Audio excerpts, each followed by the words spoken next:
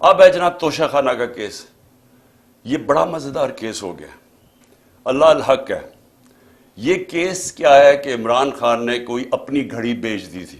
اصل میں تو یہ ہے نا, پیسے دے کے ہمیں 50% دے کے آپ جو بھی تحفہ رکھ سکتے ہیں, اپنی گھڑی بیچ دی تھی. یہ سارا کیس ہے.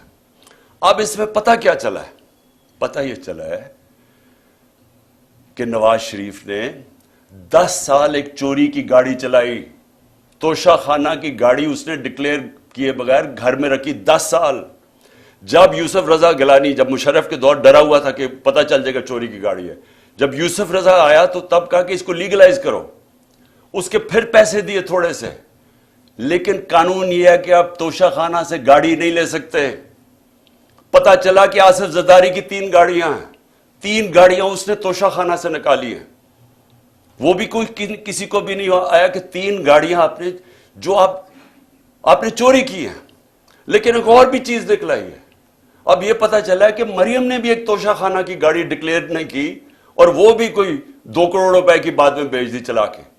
یہ ساری چوریاں ہیں. اس کے اوپر کوئی کمپرومائز نہیں ہے. یعنی آپ یہ نہیں کہہ سکتے کہ اتنی کی تھے تو میں نے اتنی کی بیچی. توشہ خانہ سے گاڑی آپ نہیں نکال سکتے. اور پتہ چلا کہ ان تینوں نے گاڑیاں نکالی ہیں. تو یہ چوری ہے, تو خیر وہ بھی سامنے آ گیا. لیکن جو میں اب کہنا چاہتا ہوں آخر میں آج میرے مقصد یہ جو آپ کی ٹاک کا وہ یہ ہے کہ اب اگلا فیز شروع ہو رہا ہے. فیز یہ ہے کہ عمران خان کے ارد گرد لوگوں کو پکڑو, پی ٹی آئی کے مین لوگوں کو اس وقت کیسز کرو اور ان کو پکڑو کہ اگر الیکشن ہونا ہی ہے تو ان کی پارٹی کو بالکل کمزور کر دو. یعنی یہ کیسز میں الجھائے رہے ہیں, جیلوں میں چلے جائیں اور اس کے بعد الیکشن کروا دو.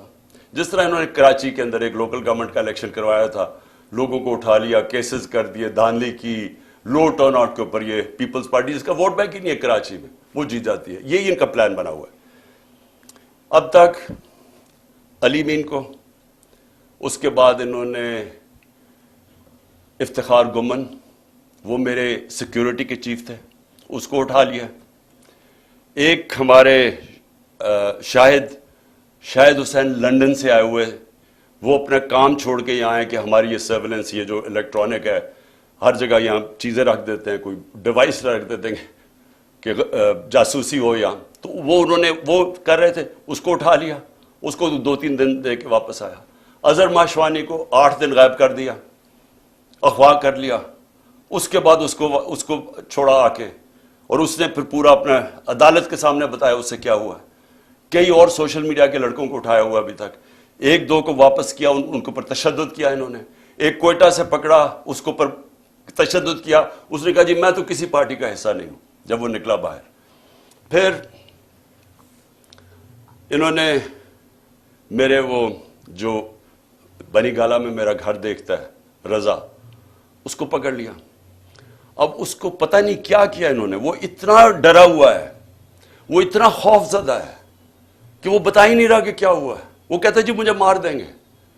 ہم اسے پوچھتے ہیں بتاؤ ہوا کیا. وہ اس کو کئی گھنٹے رکھا, اور وہ اس سے جو بھی کیا ہے وہ بیچارہ چپ کر کے بیٹھا ہوگا جی میں بتا ہی نہیں سکتا.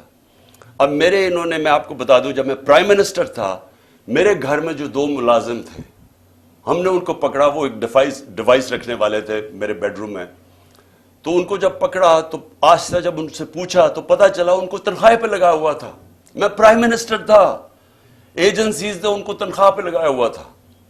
اب جو یہ میرے خنسامے کو پکڑا یہاں, اب اس سے جب اس نے بتایا کہ جی پوچھ رہے تھے بم پروف ہے شیشے میرے کمرے کے یا وہ بلٹ پروف ہے, کہ کتنی دیر لگتی ہے کچن سے وہاں پہنچتے ہوئے بیڈ روم تک. مجھے اس کو نکالنا پڑا. کیوں نکالنا پڑا؟ کہ ہمیں پتہ ہی نہیں کہ وہ ان کے پیرول پہ نہ چلا جائے. اسی طرح مجھے یہ نہیں پتا کہ میں اس سے کیا کروں, کیونکہ وہ بتا ہی نہیں رہا اسے کیا کیا ہے. تو جس سے پکڑتے ہیں اس سے پھر آفر کرتے ہیں, پیسے آفر کرتے ہیں, ہو سکتا ہے اس کو بھی انہوں نے اپنے ساتھ ملا لیا. تو خدا کے واسطے ابھی بھی ہوش کے ناخن ہو. اس وقت بھی ٹائم ہے, سوچ لیں کہ اس قوم کو بچائیں جس طرف جا رہے ہیں. یہ اس طرح اگر جس طرح ہم ابھی جا رہے ہیں, معیشت تباہ ہو گئی ہے. وہ تو ٹھیک ہو ہی نہیں سکتی جب تک الیکشن نہ ہو. اور جس طرح یہ نفرتیں پھیل رہی ہیں, یہ تو کسی وقت بھی کچھ ہو سکتا ہے پاکستان میں. اس لیے میں آج بھی کہہ رہا ہوں کہ سارے جو اس ملک میں جمہوریت چاہتے ہیں پہلے تو سارے سپریم کورٹ کے ساتھ کھڑے ہوں، کیونکہ سپریم کورٹ ایک ہی چیز ہے جو ہمیں بچا رہی ہے ہماری جمہوریت کو آج. وہ اس کو اگر انہوں نے جو تقسیم کرنے کی اور جو بھی کوشش کر رہے ہیں، خدا نہ خواستہ اگر سپریم کورٹ ہماری بیٹھ جاتی ہے تو یہ جمہوریت ختم ہو جاتی ہے، کیونکہ اور کوئی ادارہ نہیں ہے جو اس وقت اس ملک کی جمہوریت کو بچا سکے. اس لیے ساری قوم کو ایک تو کہتا ہوں کہ اپنی آئین کے ساتھ اور سپریم کورٹ کے ساتھ کھڑے ہوں، اور دوسری میں ساری قوم کو کہہ رہا ہوں کہ اگر یہ اسی طرح چلتا رہا ہم سب کو نکلنا پڑے گا، اور میں انشاءاللہ آپ کو لیڈ کروں گا. میرا سوال یہ ہے کہ یہ اگر سمجھ رہے ہیں کہ اسی طرح کر کے ہم چپ کر کے بیٹھے رہیں گے.